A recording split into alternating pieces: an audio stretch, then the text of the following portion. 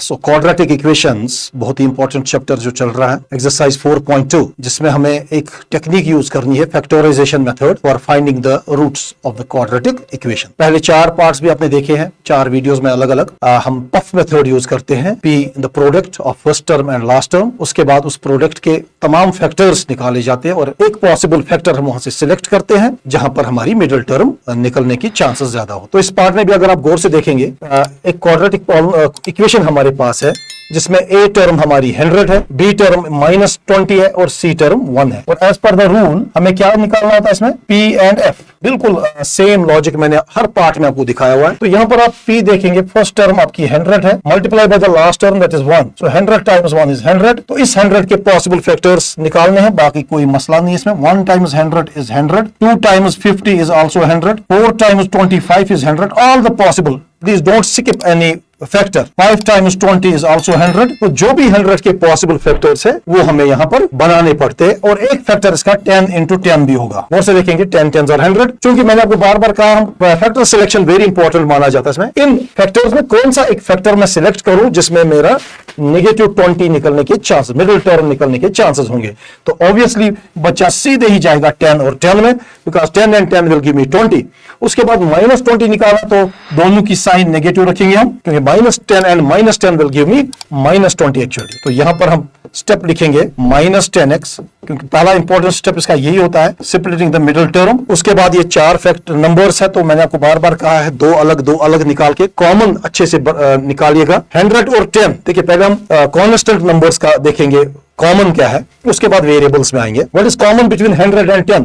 तो नॉर्मली बच्चा कभी 2 लिखेगा, कभी 10, तो वो आपको क्या करना है, जो HCF होगा 100 और 10 का, तो that is 10। HCF of these 2 numbers is taken as the common. x square and x में x कॉमन है, तो यहां पर 10 टाइम्स 10 इज 100 और एक x -10x बाहर ऑलरेडी है, तो -1। तो यहां पर मैंने आपको इससे पहले पार्ट में भी एक सिचुएशन आई थी जहां पर नथिंग कॉमन होता है।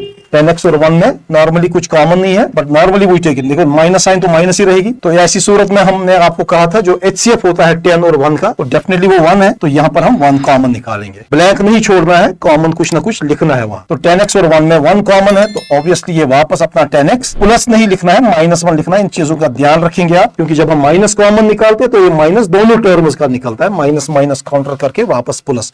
और वैसे भी मैंने टेस्टिंग आपको बोला है बार बार, ये इन दो ब्रैकेट्स की टर्म हमेशा सेम आती है।